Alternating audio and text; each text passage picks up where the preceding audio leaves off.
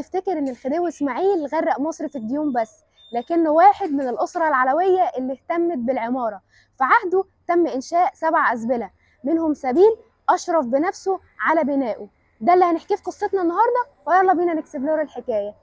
ده سبيل وكتاب الخديوي إسماعيل في حي السيدة زينب، مبنى أثري فخم من القرن ال19. الدور الأرضي كان السبيل لتوزيع المية على الناس، والدور الأول كان الكتاب لتعليم الأطفال. أما وجهته مزينة بالآيات القرآنية، وفي لوحات حجرية بالعربية والعثمانية. الزخارف جميلة وواضحة وبتجذب نظر أي حد بيعدي من هنا.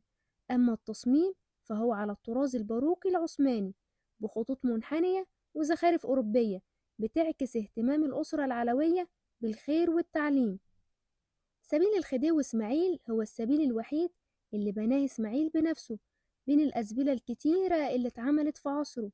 الدور الأول كان فيه كتاب، وفي أوائل القرن العشرين استعمل كمدرسة للبنات.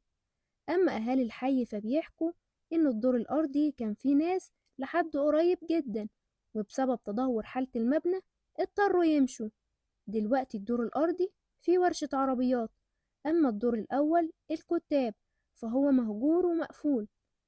رغم كل التغيرات المبنى لسه واقف، وبيحكي قصص زمن مختلف، وكل زاوية فيه ليها حكاية.